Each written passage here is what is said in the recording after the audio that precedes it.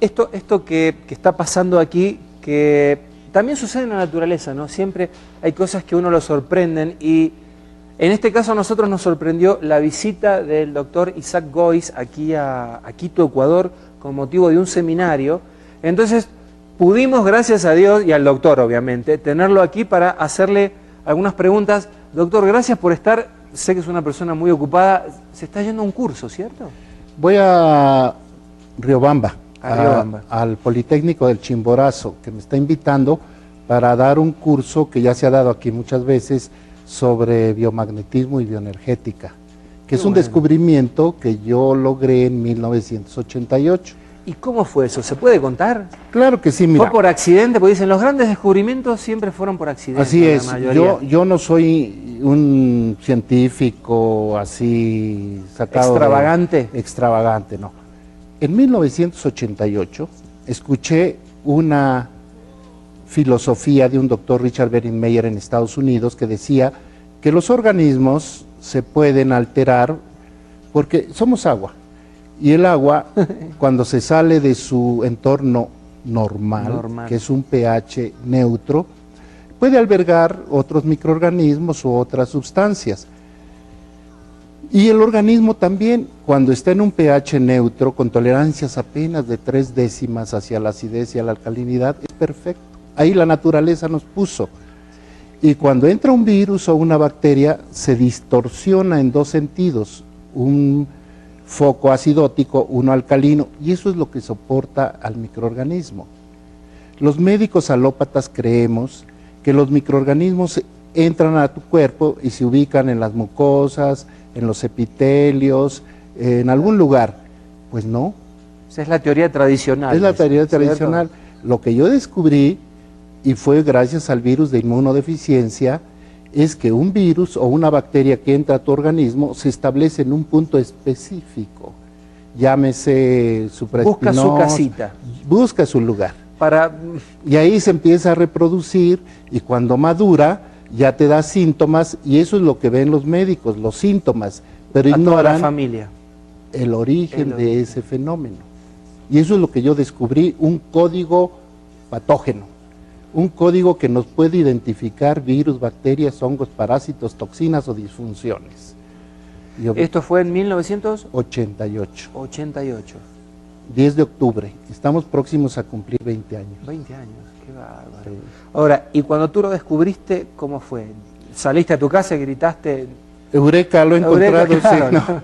Típica película, sí. ¿no? Ah, lo encontré. No, fíjate que yo soy médico alópata, yo soy fisioterapeuta, luego médico, y trabajando como médico, oyendo esta tesis del doctor, yo empecé a revisar pacientes con campos magnéticos, y me llega un día un paciente con VIH-Sida certificado por una institución de tercer nivel en México, el Instituto Mexicano del Seguro Social, sometido a tratamientos rigurosos de antirretrovirales, de mucolíticos, expectorantes, o sea, en fin, esos cócteles. Lo lógico, lo clásico. Ajá.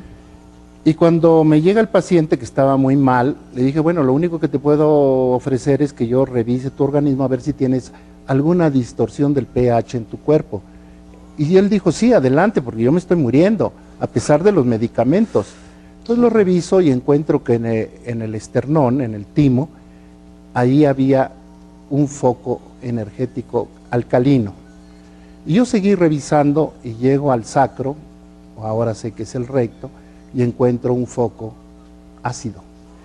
Entonces, pensando no como médico, sino como físico, dije, si aquí hay acidez y aquí hay alcalinidad, empujo las cargas que se impacten y si se neutralizan, vamos a ver qué pasa, ¿no? Maestro de los maestros. Pues sí. Sí, claro. Y funcionó.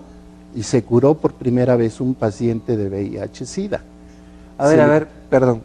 ¿Puedes repetir esa última frase que acabas de decir? Se curó el primer paciente de VIH-Sida. Y de ahí empezó, por un lado, una investigación formal clínica y por otro, una tragedia. Porque obviamente las autoridades sanitarias, cuando yo les dije, el SIDA se está curando, ya tenía 18 pacientes en un año curados, y me dijeron, estás loco, ¿no? Eso no puede ser. Si Estados Unidos y Europa no dice que se cura el SIDA, tú estás mal. Y pasaron los años y yo seguía curando, ya no SIDA, sino tuberculosis, gonorrea, sífilis, clamidia, shigella, y una serie de patologías que se iban curando espontáneamente sin necesidad de medicamentos, sin necesidad de protocolos exagerados, sin necesidad de estudios caros, sino por el solo hecho de poner los campos magnéticos en los puntos específicos. El segundo paciente fue un niño con tuberculosis, también estaba estudiado en el Instituto Nacional de Enfermedades Pulmonares de México, y el chico tenía un absceso en el cuello por una tuberculosis ganglionar y supuraba. Entonces me llega y yo empiezo a revisarlo y encuentro que supraespinoso acusa este fenómeno, lo impacto y a los 8 días cerrado el absceso, el niño curado, y eso a mí obviamente me movió toda mi estructura de médico alópata. Y empiezo a investigar y empiezan a salir virus, bacterias, hongos, parásitos, y cada uno obedeciendo a un punto específico del organismo. Y ahí empezó todo. Pero por el otro lado, yo en el deseo de que esto lo supiera el mundo, doy aviso a las autoridades sanitarias y obviamente me rechazan, simplemente me rechazan, no me hacen caso, no me contestan. Pero no te contestan. No me contestan. O sea, silencio del otro lado. Absoluto. Y en 1993 un médico que se interesó en esto y que vio el resultado, me dijo, vamos a editar un libro que se llama El SIDA es curable. Sale.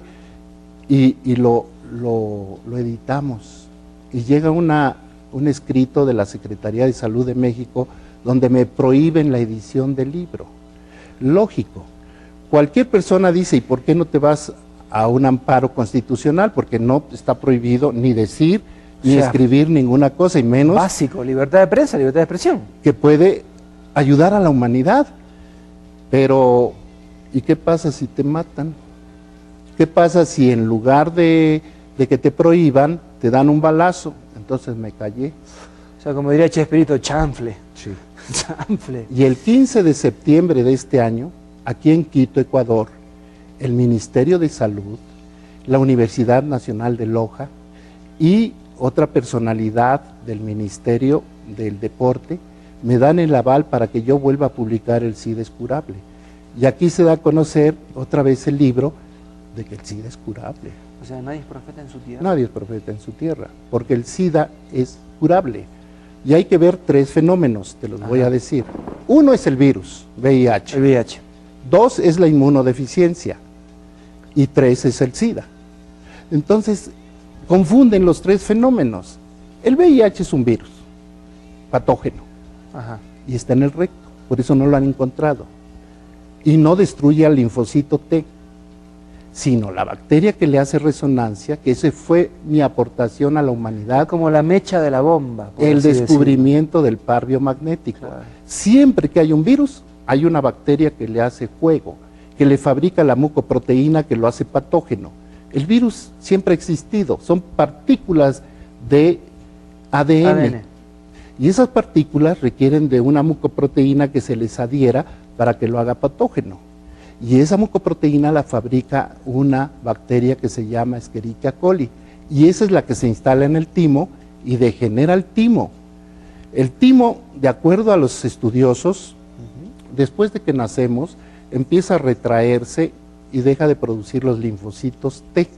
Por eso se llama linfocito T, es del timo. Del timo, claro. Pero cuando ya somos adultos, ya no fabrica el timo linfocitos T, pero ordena que se fabriquen en los ganglios y en otras estructuras. Y al destruirse ese órgano, se dejan de producir los linfocitos T. Claro. Pero no es que el virus destruya el linfocito, no. Ningún virus puede destruir célula alguna. Y esto inclusive ya lo dijo Montagnier y Grimaldo, en fin, otros estudiosos que dicen, no puede destruir un linfocito, un virus, el que sea, y menos el virus de inmunodeficiencia. Isaac, disculpa que te interrumpa, nos tenemos que ir a un pequeñísimo corte comercial. Al regreso, me gustaría que nos comentes qué opinaron los del otro lado del charco. como dicen en mi tierra, sí. sobre tu descubrimiento.